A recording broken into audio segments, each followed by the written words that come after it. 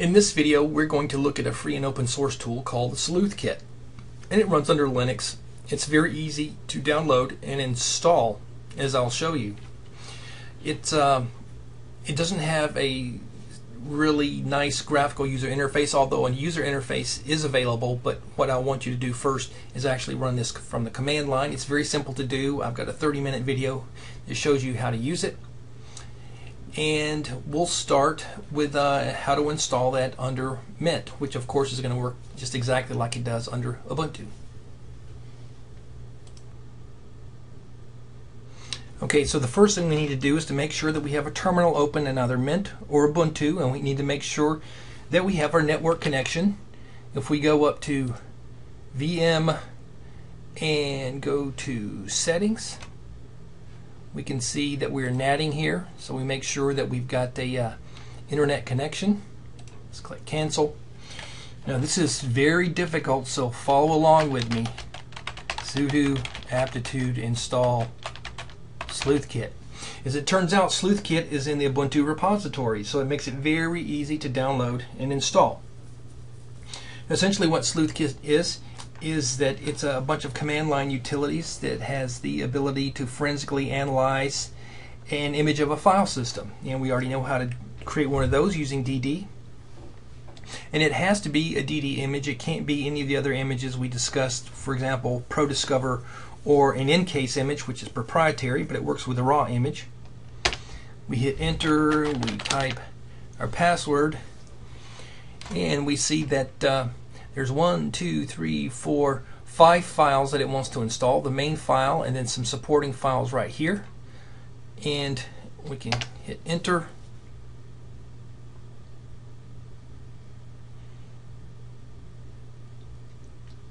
It also installs the man pages for all the files, for all the utilities.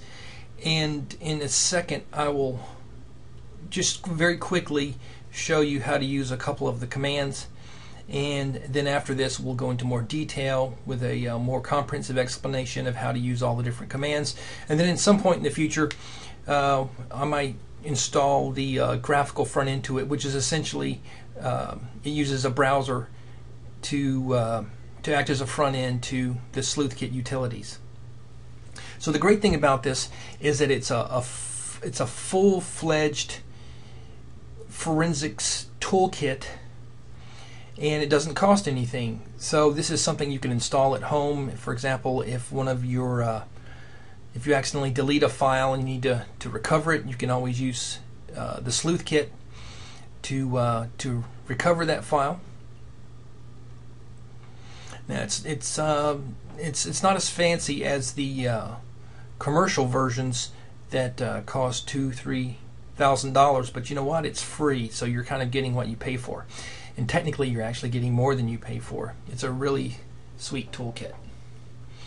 Okay, so it's processing triggers for the manual database, and we're done.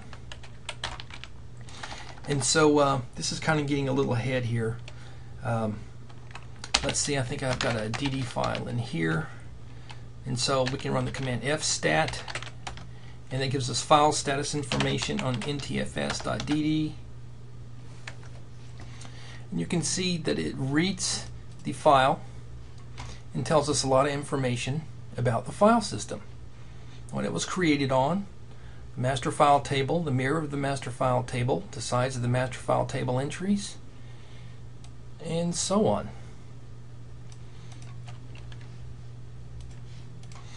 If we'd like to know some information about the files located on this file, we can type FLS for file list files. Doesn't that look familiar? If we take off the F, it's just the LS in Linux. And it tells you all the files are in here, as well as their master file table entry, and so on. Notice that a lot of these in here are reserved or systems files. Notice the R over here. And then we have our actual data here, homework, more stuff, and so on. So that's a quick introduction to the sleuthkit, and now in the remaining portions of this video we'll go into depth in how to use this to perform a forensics analysis and to recover data.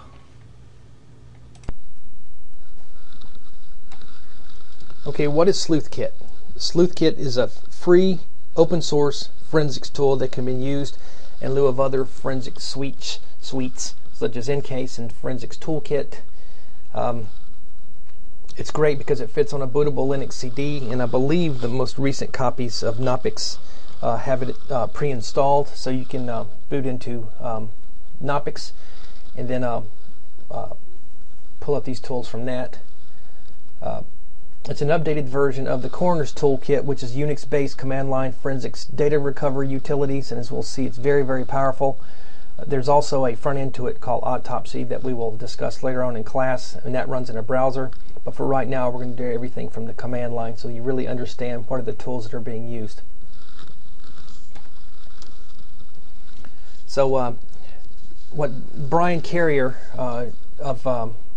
formerly of Purdue was the one who took the source code from the Coroner's Toolkit and then has updated it tremendously and now calls it the sleuthkit. It's a collection of Unix-based command line tools that can analyze quite a few different file systems, including NTFS, FAT, the fast file system, and the Linux file systems, ext2 and ext3. And it's interesting because sleuthkit takes a very abstract view of the file system and can partition it into varying abstraction layers. And what we'll see is that each of these can be used to forensically analyze a part of the file system to give you the information that you need. But before we let's skip that last section because that dealt with ext2 and ext3, which we haven't covered yet. So we're just going to concentrate right now on sleuthkit, and then later on we'll revisit the Linux file systems and then see how we can apply that to sleuthkit. So with respect to NTFS, sleuthkit allows one to view all aspects of the NTFS file structure. So the biggest difference between using sleuthkit with NTFS instead of Unix file systems is with attributes. And recall that that we can look at an NTFS file system as a series of object attribute values. The object is the name of the file, is the file itself. The attributes are the various things that are associated with it, and the values are whatever the values are for those attributes. It's kind of a circular definition, but it works. So with Unix, you only need to reference the inode number because there's only one piece of content for the file. And later on, you'll understand what an inode is. And an inode is essentially how a file, how the operating system and file system will reference a file. They don't do that by name, they do it by the inode number because the inode number will always be unique. So with NTFS, you can either specify just the master file table number and the default data attribute will be used. If more than one attribute of the same type exists, then the ID can be used after the type. So what we'll see is we'll see later that 36-128 is an MFT entry, but if there's more than one attribute with the same name exists, then we use this unique number after that to indicate what the number of the attribute is that we're trying to access. So the sleuthkit allows an investigator to examine an NTFS image in many different ways. For example, it allows you to create an ASCII timeline of file activity, which is something you'll do later on. What essentially that does is it breaks down every file on the file system and gives you a modified access and create time or change time depending upon the type of file system you're using. It also allows you to do a cluster analysis and mapping between clusters and the master file table entries. Master file table analysis and mapping between the MFT entries and the file names, and then a file and directory level analysis including the deleted files, and that's something that we'll be looking at today. The former is actually looking at how to recover deleted files. So as I indicated before, there's a conceptual model that sleuthkit uses in terms of the layers that are available, the abstraction layers that are available for the file system. And so in each one of these layers then has various command line utilities associated with it. So the content layer holds the information, the actual contents of the file. The metadata layer is the inode information, and that contains all the metadata about a file or directory. And then there's a human interface layer, which is what users interact with the file system. So now we're talking about the actual the actual content. The actual logical view of a file system. So we're talking about the content and the metadata layer. We're going to be accessing information by a file's inode number, and at the human interface layer, then we're talking about looking at a file's name rather than the inode number. So here's some of the command line utilities. So at the content layer, we're looking at dcat, dls, dcalc, and dstat. We won't be using these yet, but you can take a look and see what these do. We will be using these for the metadata layer.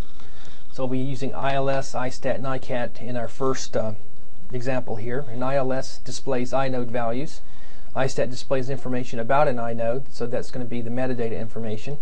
And then ICAT will display the contents of disk blocks that are allocated to that inode. And then iFind we won't be using, but that's used to determine which inode has allocated a block in an image. And we will be using the human interface layer tools, FLS, ffind, and fsstat. FLS displays file and directory entries in a directory inode, and it's also a good way to see what files have been deleted, and then you can recover them with ICAT. Ffind determines which files has allocated an inode in an image. It's easy for me to say. And fsstat displays file system details in ASCII, and we will be using that one a little later on. Okay, ILS opens the named device and lists inode information. And by default, ILS lists only the inodes of removed files, and you can operate on a disk device. So by disk device, let's say if we're dealing with an IDE hard drive, we can access a disk device that way. If we're working under Linux, or a file containing a disk image, so we're talking about a DD image, for example. And it's most often used to collect inodes for deleted files. And then we're not going to go over this now because I'm actually going to run through some examples of how to use this. But this shows you ILS, we use the -e parameter to list every inode in the file system. -f you're going to have to use because that specifies the file type, expects that. And then -m can be used later on to display inode details in a format that MechTime understands. And MechTime is a program that takes information, metadata information, that's really not in human readable format, and actually displays it so that you can look at a timeline analysis of files. Here's the default list only inodes of removed files, so you can actually include that if you like. And then some other list only unallocated nodes, list belonging to files that no longer exists. And just some of the other things. List only inodes with 0 status change time. So if you're looking for things that haven't been used in a while, maybe you could look at these things. Use these parameters here. Let's jump right over here and start doing this, okay? Got a few files here under my Fedora Core 4. Here we've got all our 1, 2, 3. We've got 3 image files. And so let's run the file against each of those and see what we've got. It's let me see. FAT32. Notice the FAT32-bit number of sectors per FAT, the serial number, and the fact that it's unlabeled.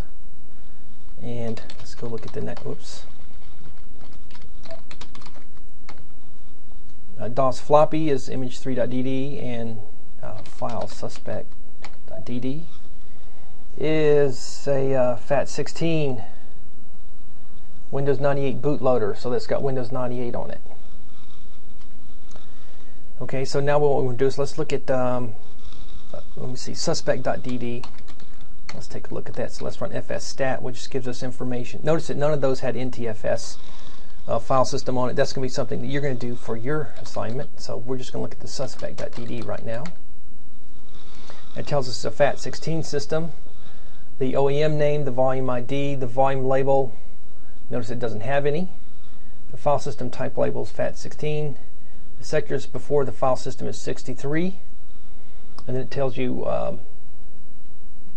the reserved area in the boot sector, where the first FAT starts, where the second FAT starts, and then where the data area starts. You notice down here the metadata information about this. This is metadata information about this file system, not about a file. It's got 2 root directories. And it shows us the cluster size is 4096, the sector size is 512 as we would expect, and the total cluster range runs just from 2 to 51346. Why does that start at 2? Is this talking about a physical or a logical cluster number? That's going to be a logical cluster number, because here it's going to start after the reserved area. And so this is going to be the first data area, 2 right here, and it runs up to 51346 clusters. Okay, now what we want to do is, and we can output that to a file if we need to. Let's run ils.rf, and this is a FAT file system, and suspect dd. Tell you what, let's run that on that. Let's go back and do something simpler first. Image.3.dd. Let's see what that was. That was a FAT16 system. Excuse me, a FAT12 system. Okay.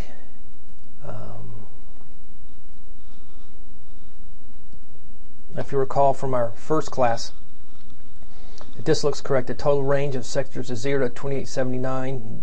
The FAT starts at, the master boot record starts at 0, and FAT 0, which would be the first FAT, starts at 1 and goes through 9. Remember, 9 sectors comprises the first FAT, and 10 through 18, that's 9 sectors comprising the second FAT. The data area starts at 19. The root directory starts at 19 and ends at 32. And then the cluster area, which is actually the data area. I'm not sure why that's listing that as data area. But the cluster area, that's the actual area where the data starts at 33, which will be physical or logical cluster. That will be physical cluster number.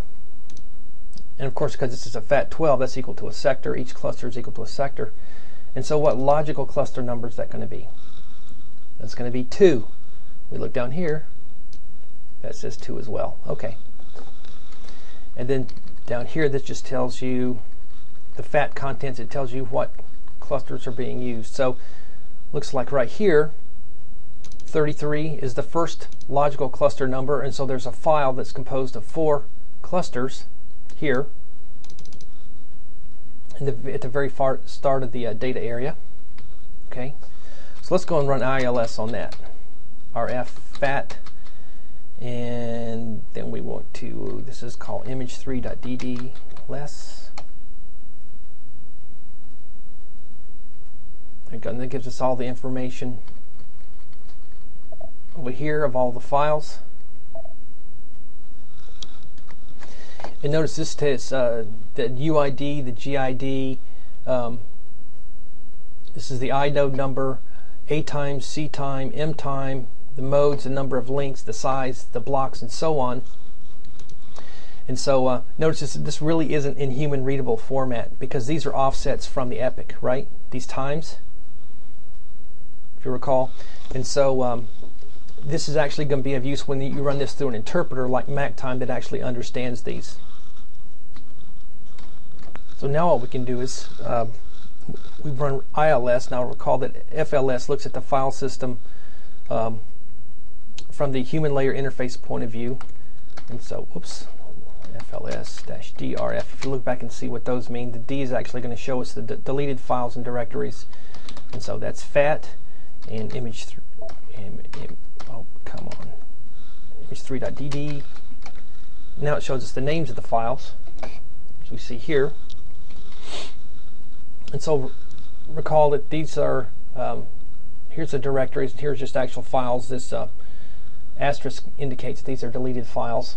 And so these are the ILS numbers, 5, 9, 13, 17, 19, 21, 25, and so on.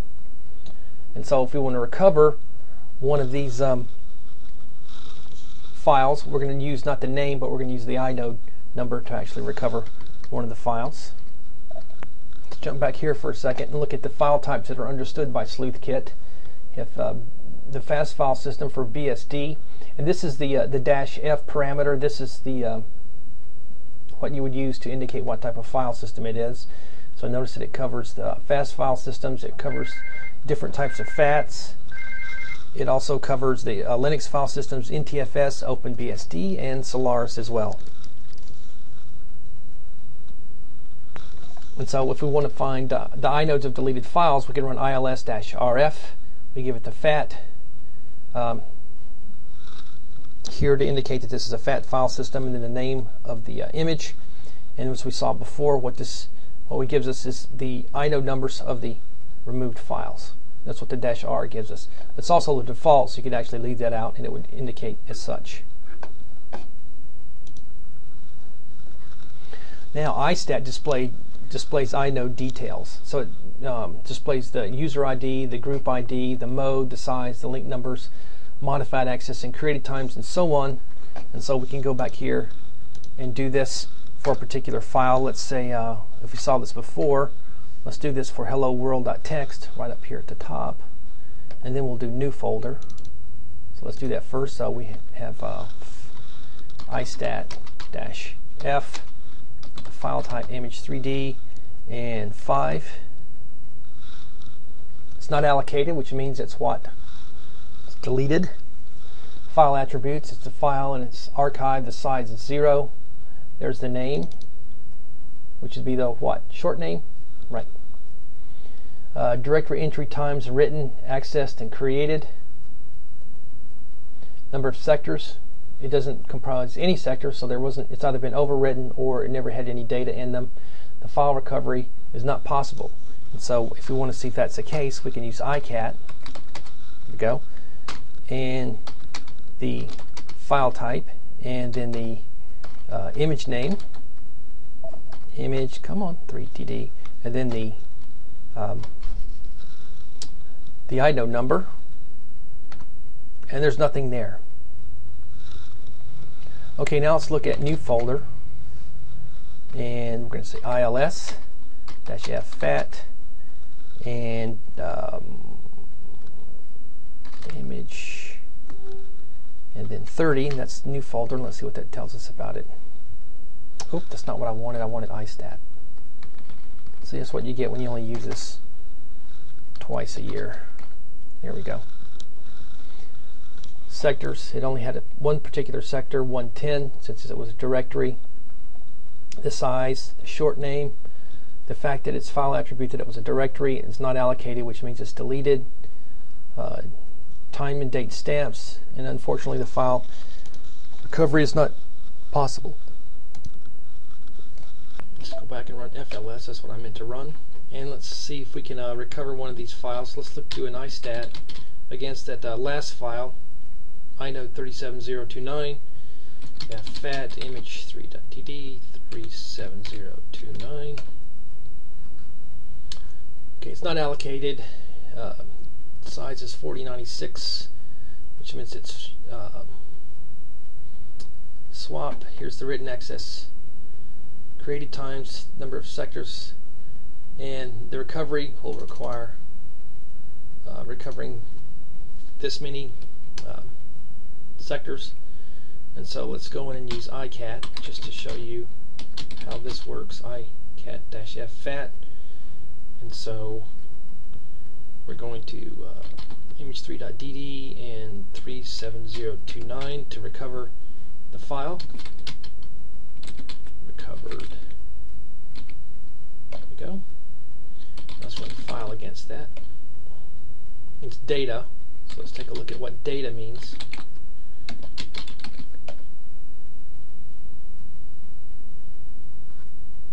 And so if we look up here, we notice that the file's name is a.swap. We see this is a vim swap file, and we know that because it says vim 6.3. The user was root, and this is the name of the machine, local hosted local domain, and where the file was located when I was working on it. But as you'll see, that was it. There really were no contents of that file. Okay, So I flipped on over here to some of the notes that actually show you running some of these commands against an NTFS file system. So fstat-f ntfs ter.dd tells us that the file system is NTFS, the version of Windows running in this is 2000, the volume serial number, metadata information, sector size, the cluster size, so there's going to be 4 sectors per cluster, the cluster range, and then you have information, the master file table entry 4, it tells you information about locations of the information that we talked about with respect to master file table entries. These are, what are these? This is actually indicating the definition. So if the number of the master file table entry begins with a 16, it's standard information. 32 is attribute information. Most likely what you're going to see when you're going to recover a file is this number right down here, which is the data information. So anything that starts with 128 is data. Let's flip on down. What we've done here is run ILS against this to try to determine what files have been deleted. Let's see, here they are over here. These are going to be the unique numbers associated with the deleted files. And then what we've done is we've selected one over here with number 9417. That's the 9417 master file table entry. It's not allocated. The virtual ID is 0. The DOS mode is file. The size, the number of links, the name of the file, old9.temp. Here's the standard information and the file name times. And notice that this has a created, a file modified, MFT modified, and access. So recall from our last discussion that there's an MFT modified, which is sometimes called written in some of the standard suites. And so that's when the last time the MFT was modified. And then it gives information about the attributes. So the Stanford information is, it tells us information about that. If we go down to the data, this tells us that this is the number. If we want to access the contents of this information, we could use this information in ICAT to actually get that information. The name is data. That's the unnamed data stream. It's non-resident, meaning what? That the information is too large to be located within the master file table, so it's going to be sitting outside of the master file table in the data area. This gives the size, and then these are the, you recall what these are. This is a cluster run. A cluster run indicating the clusters that are associated with this file.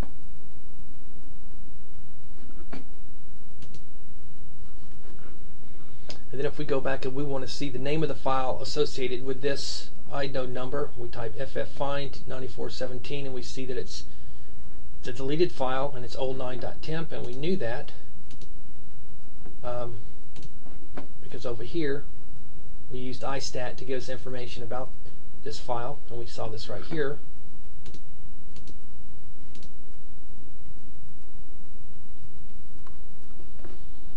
And here, if this actually didn't have anything, it's a temporary file that didn't have anything, but if you wanted to run strings against this, you could actually extract the human readable strings and look at it that way. And oh wait, I guess it did.